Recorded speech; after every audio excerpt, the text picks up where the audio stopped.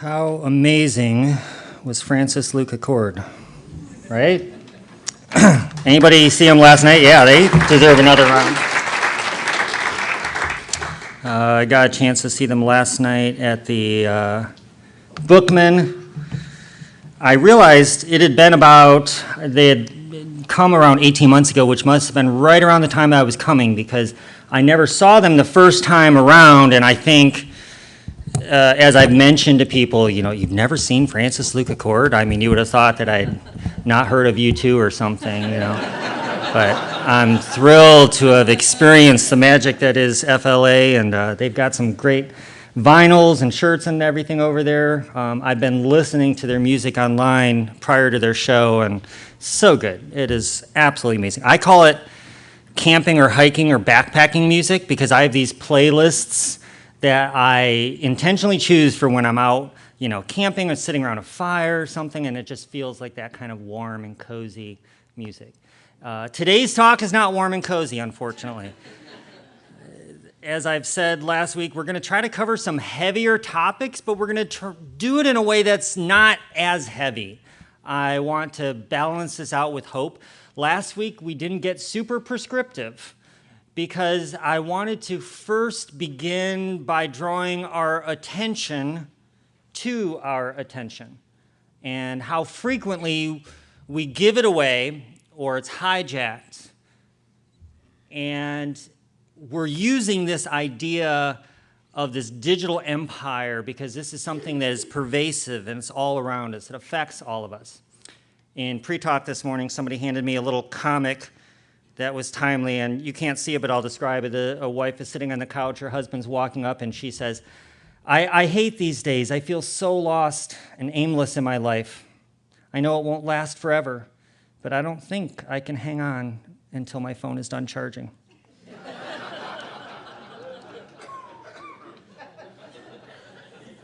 So we're talking about this idea of a digital empire. This matters because this affects everyone, regardless of our age, especially for the generations coming up. But we're all in this empire today. And as I said, this is about paying attention to our attention. It's about noticing, not judging. I've heard enough talks, and I've been in enough fundamentalist communities that give these talks about what you should and shouldn't do, and you kind of walk away feeling kind of lousy. And we're not here for that. That doesn't bring about change or transformation. It just makes you feel bad. And any change that comes out of it, I don't know that is going to necessarily last. I think that the best ways that we can approach this is about bringing attention to our awareness and being mindful about the ways that our awareness is hijacked. Remember we said last week that empires thrive when people stop noticing who's in charge. And so we're going to pull back the curtain, so to speak, on this digital empire that we're living in. We're going to talk about the ways that these Silicon Valley companies and others like them are more powerful than most governments, control wealth vaster than most GDPs of small countries, and affect us in huge ways. And awareness is the first step towards living wisely in this empire of screens. So we're going to recap a few of the definitions. I've got this definitions poster. If you got the emails or if you receive our weekly emails, there's a PDF of that went out as well. But we talked about digital empire as this vast system of screens, platforms, and algorithms that organize much of modern life. And I use empire because, and I borrow this from Karen Ho, who wrote The Empire of AI, one of the books that I read in preparation for this. And she says that empires are known because they have much the same ways of approaching domination and control from centuries ago all the way up to this new digital empire that we're living in. We also talked about, last week we introduced this term algorithm. An algorithm is simply a set of instructions that computer programs follow to make decisions. It comes from the Persian mathematician al-Khwarizmi, which I'm not going to, Muhammad Musa al-Khwarizmi is going to be my best guess at that, who lived during the Islamic Golden Age, and the Latinized version of his name, algorithmi, was influenced by the Greek word arithmetos, which is where we get this combination today. These mathematical instructions that computers, big and small, from the screen behind me, the one on my wrist, the ones in our pockets, the ones in front of us, are all governed by these algorithms, these sophisticated sets of instructions, and they become increasingly better at knowing us, at realizing what we want. As they get access to even broader data sets, they become scarily intuitive. You've maybe been browsing sometimes where you've thought about this book or this resource and boom, it just pops up, or this author that just kind of like you haven't heard of it. Algorithms know us sometimes better than we know ourselves, but it's not a real knowing, it's a flattened form of knowing. There's a book, Filter World, that I'll be quoting a little bit later on, that talks about the flattening of culture that happens because of algorithms. Because algorithms are really good at finding out what a large number of people want and then distilling it down to the most common denominator. The joke goes that a machine learning algorithm walks into a bar and the bartender says, "What do you have?" And the algorithm says, "I don't know, what is everybody else having?" So why are we calling this an empire? We said that empires are known for their extraction of resources. They extract our data, our creativity, the labor of low-wage workers, as well as land, water, and energy for massive data centers. And we're going to talk about that a little bit more in part 2 of this series, where we get a little bit more into AI, but there is an extreme extraction of resources that marks empires. Empires also tell stories of justification, this manifest destiny. We have to build this. If we don't build this, somebody else will, and they're going to do it and harm the world. And so there's a race to this cliff's edge, hoping that we're going to stop before everybody falls over. Today's tech empires promise progress, they promise abundance, and a future where AI solves everything. Climate change, don't worry about it. It's going to be a problem of the past. Healthcare, cancer, it's all going to be cured by AI. AI is this new savior that everybody is hoping is going to come in and solve everything. And empires of the past have told those kind of same stories. And there's a concentration of power. The profits and the benefits flow upward to a small elite, while the risks and the burdens fall on ordinary people around the world like you and like me. And like old empires, power consolidates at the top, driven by competition, the race to dominate, to monopolize. Sam Altman, the CEO of OpenAI, is one of his mentors and close friends is a man named Peter Thiel, who you may be familiar with. And Peter Thiel's business approach has always been about monopolizing. And he says monopolies are good. You don't want to just come in and introduce a business. You want to form a monopoly and be 10 times better than the competition. And that's the roadmap. This is the strategy book that OpenAI is following, as they have just recently been valued at just shy of $500 billion in their latest market valuations, just over $500 billion. And there's some question as to whether or not we're facing a new AI bubble, just like the .com and the real estate bubbles of the past. This is growing at an astronomical rate. And we call it empire, and I wonder if any of you recognize why we chose to use empire in this language here. Does anybody recognize that? I know some of you do. If you do, shout out. Where's that from? Nuclear power. Bioterror. Close. Somebody said it. Star Wars, thank you, yes. That's the symbol of empire from Star Wars there. That's the Rebel Alliance symbol, just in case anybody doesn't know, right? So, empire, Rebel Alliance. Dun, dun, dun, dun, dun, dun, dun, dun. Luke Skywalker coming in to save the day, right? Much like the Empire in Star Wars, right? There's always going to be a rebellion of people fighting against the evil empire.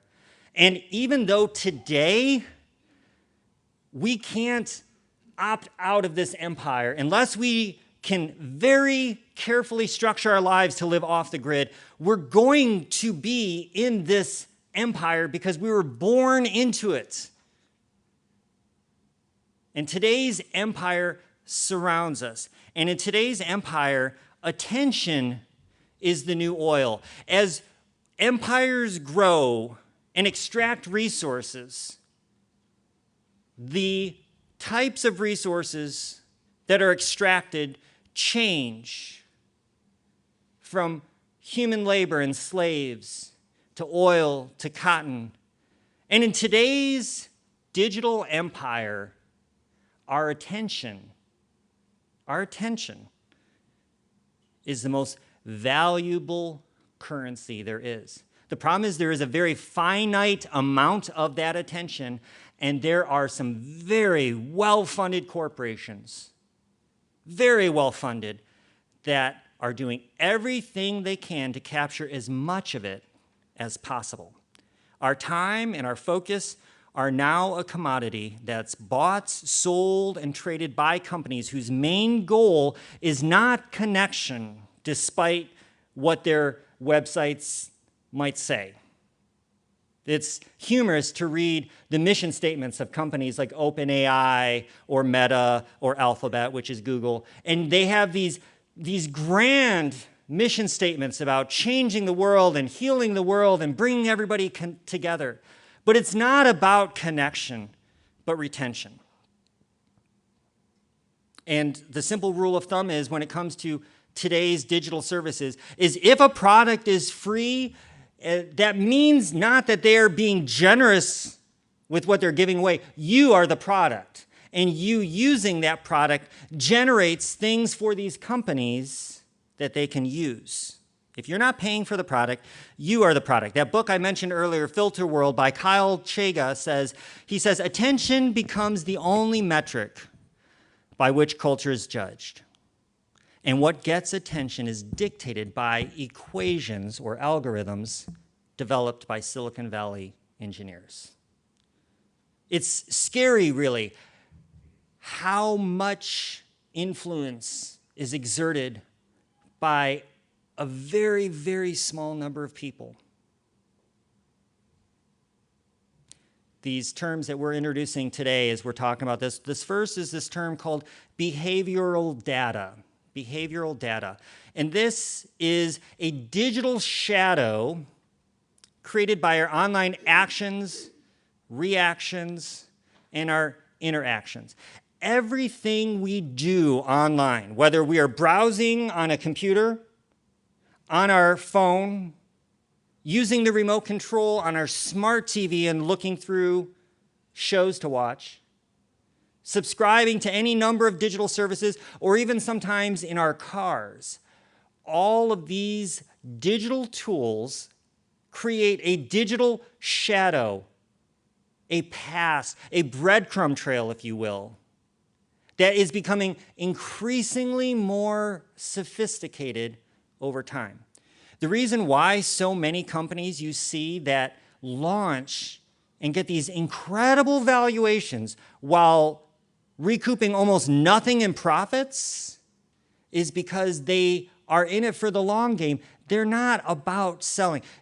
OpenAI doesn't care about how many Pro GPT accounts it sells. Meta cares about subscribers, but not because they want to connect everybody, because the more people come on these platforms, the more data is collected. And this data is increasingly invasive and difficult to manage.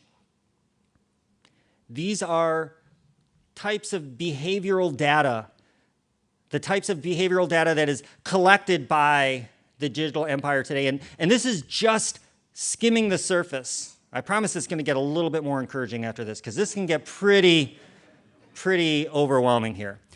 Things like scroll depth on web pages, not just where you're at, but how fast you're scrolling, how far down. Hovers and pauses. This has been, I have a background in web design and UI and UX, which stand for user interface design and user experience design.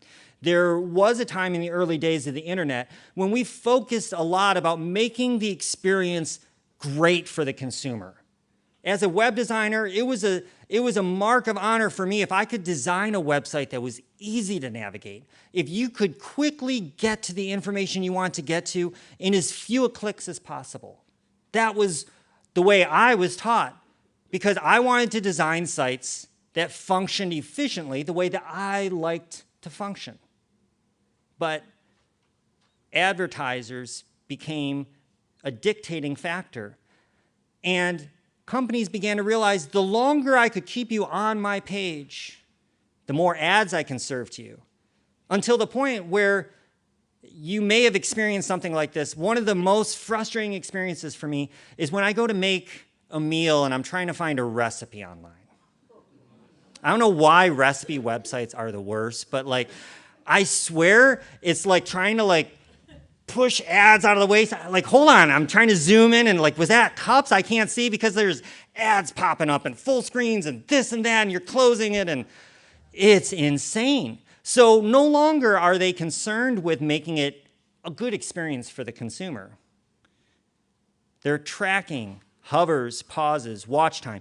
There's passive location tracking, which is continuous GPS tracking that records users' precise movements and locations over time. Google, Alphabet, the parent company, uses some of the most invasive collection data, and it's passed along in ways, and it's interfaced with other forms of monitoring so that companies are able to build a very precise dossier on you, where you go, not just when you came to their site, but where you came to from, where you went to next. Browsing habits. There's demographic and psychographic profiles that are inferred from browsing. I've watched some of these and I've seen some of this data behind the scenes, and it's insane the amount of things that are created, that are inferred by these machine learning algorithms, and the problem is they're more often than not quite accurate. They can tell demographic things about you that you didn't think were things that could be told. There's biometric and physiological data that is connected via sensors or webcams. These devices that we carry, in addition to the camera, also have other sensors facing our face, webcams facing us, and they can collect things such as facial expression analysis, eye tracking. Eye tracking has been around for quite a while as sites are able to determine where you're looking, not only just your attention. It's almost like they're saying, I don't just want your undivided attention, I want to be able to know where your eyeballs are focusing. Respiration monitoring, voice analysis to infer emotions, stress level, and cognitive states. Chris Hayes in the Siren's Call, he says, attention is not a moral faculty. Without concerted effort, habit, and training, what we are drawn to focus on, emphasis here, what we are drawn to focus on, what somebody else encourages us to draw our attention to, and what we actually believe to be important and worthy bear no intrinsic relation to each other. What he says is that if we are not careful, the things that we're focusing on over time begin to diverge from the things that we actually feel that we believe, until before long, we're right on the gravy train. This other term that we're introducing is a new piece of technology, new since 2006. In the early days of the internet, we were talking about this in pre-talk. Again, as a web designer in the early days, there were web pages that you would create, and up until about the mid to late 2010s, they had bottoms. They had pages to them. It was terms pagination, Pagination was if you had to organize content, you'd have page 1, page 2. When you did a Google search, you used to be able to have the bottom and then page 1, and then you click to page 2. Same thing on Facebook and elsewhere. You would get to the bottom of your feed and you would be all caught up. And once you're caught up, you can sign off the device. Well, companies realize it's not helpful to sign off. We want to keep them on longer. And one of the simplest ways that they were able to do that was to introduce this term called original or infinite scroll, which is this feature that when you are scrolling down, new content is loading below the bottom of your browser that you can't see. So you never reach the bottom. And we don't realize psychologically what that does to us until you've experienced it. Because we find that what happens is that becomes incredibly addicting. And whereas before, the hard break of a bottom of clicking to go to another page would have been a piece of friction, this is a design term, that would cause you to stop. Designers from these companies were interested in making sites frictionless, so slippery smooth that you're just surfing away and wasting away hours without even realizing it, which is what led to the term doom scrolling, which is very familiar to generations coming up, especially on apps like TikTok or Instagram. And doom scrolling is the very real problem that you have where, much like an addict who can take a hit and experience the high of that while at the same time realizing that they are making bad choices and they're hating themselves for it, doom scrolling happens when we're almost mindlessly caught in this loop. Annie sent me this article this week, and this was so fascinating. There was a study that that Washington Post did on TikTok about how TikTok users keep its users scrolling for hours a day. In this particular study, they tracked 800 users that shared their data from TikTok with the Washington Post. And you can see these users range from the least active all the way up to what they call power users, some spending as many as 9 hours and 40 minutes. So you can kind of see this range there. And so they tracked it. And after a month, here's what happened. After a month, more than 3/4 of the users who had typically spent roughly about 30 minutes a day on TikTok were now spending nearly twice that time on the app. This yellow is a percentage of change of 100%. You can see how many of these users, after just a month, began to experience higher rates of usage. Well, why is that? TikTok is one of the stickiest, it's another design UI term, it's one of the stickiest apps out there because it is so good at capturing attention. It does that by the way it's designed. Here's a little video that explains that. Take a look at this. TikTok is so effective at keeping users engaged, in large part because of how it's designed. As soon as you open the app, you're immediately immersed in the video feed. The For You page fills the entire screen. There's nothing you need to do to start seeing content, and experts in user design and experiences told me that's key to its success. It's simple and intuitive, something users agree with. But at the same time, you are almost entirely giving up agency in what you see. There's no list of topics to choose from or prompts to ask you what you want. You're just dumped into an endless scroll of videos. That nonstop content engages your brain, and it's easier to keep watching than to make the decision to stop scrolling.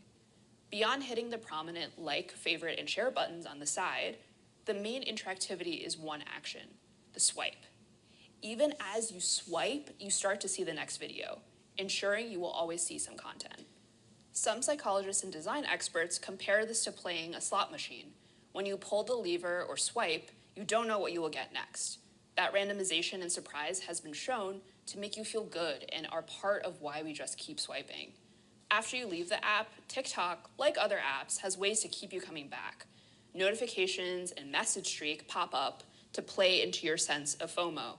Look, someone you follow just posted a new video. Or no, you're about to lose a 5-day streak of sending messages to your friend.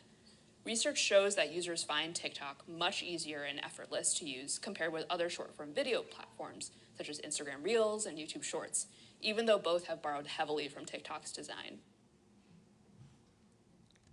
In that same study, users in the least active group open the app more times per day by the end of the 5-month period, from 4 times to 8 times a day, and their swipe time, which doesn't seem like a very important metric to track, but is probably one of the most important metrics within TikTok. Their swipe time became 2.2 seconds faster, meaning reduced attention span. And in a 2024 study, it was found that watching TikTok videos is more strongly correlated with, this is a new term that I learned this week that I'm going to introduce to you. And as soon as I say this and explain what it means, I know you're going to know what it is, and you're going to think of all the times you have done this. This term called phubbing, which is phone snubbing, which happens when you're talking with somebody, and as you're talking to them, they're saying, and then they get a text, and they're doing this, And before long, you're realizing that you're not talking to someone who has your complete attention. They're phubbing you. This is the world we're creating. By the very end, as the study came to a conclusion, these users' daily watch time reached 70 minutes on average, and for some, their time spent scrolling every day more than tripled or even quadrupled. These are some powerful, powerful algorithms. In Hank Green's novel, A Beautifully Foolish Endeavor, there is a character, Carl, who's a sentient alien consciousness that is sent to save humanity for himself. And he has this really prescient description of humanity's need for individuality. He says it this way, talking to a character, but about humanity here. You grant companies access to your attention so they can alter your choices in exchange for entertainment. You identify with groups and you grant them the ability to choose for you which problems you will be most concerned about. You listen to a friend when they care about something, and then you care about it too. One of the most powerful traits of your system is how ardently you believe in your individuality while simultaneously operating almost entirely as a collective. So this week's invitation, again, is the same. Without judgment, to pay attention to your attention, to watch for the ways that algorithms work behind the scenes to dictate your behavior. Your attention is sacred, so don't give it away freely. There's a couple of practical steps that you can do this week. One would be to audit your push notifications. Push notification is a new term that has to do with our devices, and we unfortunately have to be proactive to be able to turn them off. And the more apps we install, the more notifications we get, and they're leading to an increased amount of distraction. And then the second would be to consider establishing some device boundaries. Perhaps you would consider keeping your phone out of the bedroom, off the dinner table, to say these are periods of time where we are going to break away from technology. Or some people have actually established a screen-free day, like a screen-free Saturday, screen-free Sunday, or a digital Sabbath, which is a term we're going to kind of get into a little bit more in the weeks ahead. The point is not, again, to look at ourselves with judgment, not to say we're so bad, we've got to stop this. Those kind of choices don't lead to lasting change, but to bring curiosity to where our attention goes, to remind ourselves that our attention is sacred, that we're gifted the amount of time that we have on this planet. We should pay attention to our attention. We should guard it carefully. And we should learn about the ways that this digital empire that we're in is controlling even more and more of the world, and how we, as rebels against this empire, can rebel with tiny acts of rebellion by choosing to reclaim our attention, choosing to maintain autonomy over where our eyeballs go, and how we choose to move in this digital empire that we live in today. Thank you so much. Let's have Francis Lucacord back up here.